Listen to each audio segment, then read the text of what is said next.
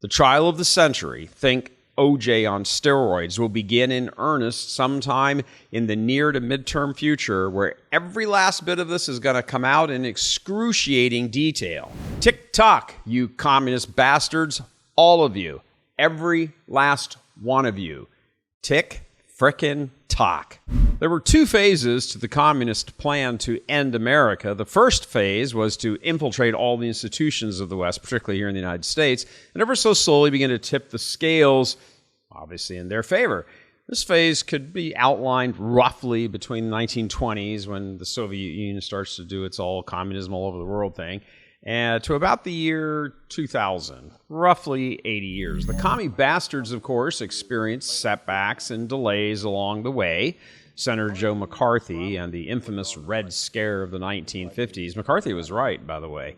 And, of course, Ronald Reagan's dominating patriotic presence in the 1980s. But despite those setbacks, and they were setbacks for them, they never really relented. The goal was to so pervert the institutions, so twist them around and make them unrecognizable, particularly education and media, that they could eventually gain control of, drumroll please, a major political party. And for the record, AOC, Mamdani, Fatah, they're among the heirs of all of that effort right now. They are like the true out and out there. They're communists. There they are. Pelosi, Schumer, Durbin, and so forth. They were always just stepping stones, useful idiots. Of course, they capitalized off the system and banked away hundreds of millions of dollars, but nonetheless, they were still useful idiots in this great ideological war so that the commies could bring the culture to arrive at this current point. But they reached their ascendancy with the election of Barack Obama, the communist rat bastard who put the plan to overthrow America on steroids.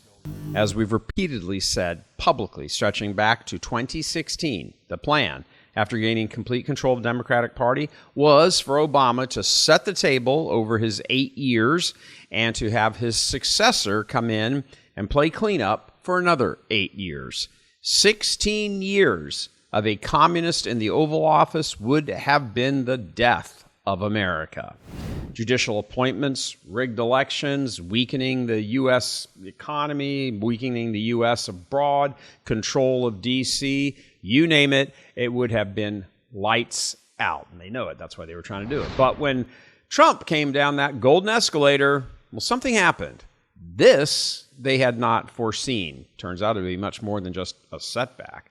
So at first, they mocked him. Remember all those late-night comedy skits and those Saturday Night Live skits and all that stuff and ha-ha-ha and all those banquets and White House reporter dinners and everything. And even Obama himself, even before Trump announced, was like making fun of him.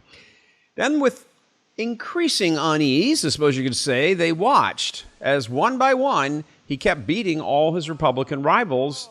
And then all of a sudden, he was the Republican nominee. Suddenly, he had the potential to upset their entire game plan. So, Obama ordered the spying to begin in cooperation with Hillary's phony dossier. Then, to their everlasting shock and horror, yeah, he won. A backup plan had to be put in place, and so it was. They couldn't let him just sit in the White House and kind of dismantle everything they'd put in place, so now they had to have this backup plan. The now infamous December 9th meeting in the White House, 2016, during the transition between Obama and his inner circle, where that plot, the coup, was conceived and launched. Now remember, no one has ever heard publicly about this meeting until now, with Tulsi Gabbard's release of the documents. The original plan was to prevent him from winning in the first place. Well, of course, that failed. 2016 we're talking about. Then the backup was, well, since he's won, now let's do everything we can to get him impeached and actually removed from office with all the Russia hoax lies. That failed too. So the final line, their last line in the sand, so to speak, was to just hobble and sabotage his first term so badly with all the legacy media, going Russia, Russia, Russia, and having Adam Schiff on every single night saying, I have seen with my own eyes, all pencil neck himself. And all those deep state operatives all over his administration, everywhere, that he would accomplish very little, if anything at all. And then, of course, they would make sure that he did not win re-election, that 2020 election. It was stolen. Everybody knows that. And the plan was, of course, have him in there, make his first term, only term, a living hell, and then make him a one-time loser. Russia, Russia, Russia, that was a coup, a mostly failed coup, but a coup nonetheless. The 2020 election, 4 years later, that steal was also a coup, and that succeeded. Then came campaign 2024 with lawsuits, attempts to kick him off ballots, indictments, mugshots, prosecutions, raids, assassination attempts, you name it. It all failed. Now here we are. The hunted has become the hunter. The trial of the century, think OJ on steroids, will begin in earnest sometime in the near to midterm future, where every last bit of this is going to come out in excruciating detail. There's a process, of course, which must be followed, but anyone with a brain sees exactly where this is going, with the DOJ's announcement yesterday that a strike force, that's a great name, by the way, strike force, has been established to uncover every bit of Obama's tenure, and that dozens of former workers are spilling all the beans. You hear that? Tick-tock.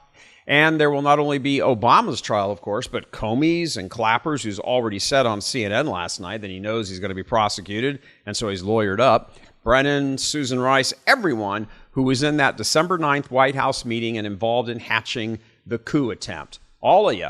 Tick-tock, tick-tock. Communists are now in total disarray. Criminal charges are about to be brought against Team Obama. Congressional subpoenas are being issued against Bill and Hillary over Epstein. Adam Schiff and Tish James are waiting to be indicted on mortgage fraud, a federal crime. And that's a slam dunk set of cases if there ever was one. Tick-tock, you communist bastards, all of you, every last one of you. Tick-frickin-tock. Coming to you from Houston, Texas, I'm Gary Michael Voris. God love you.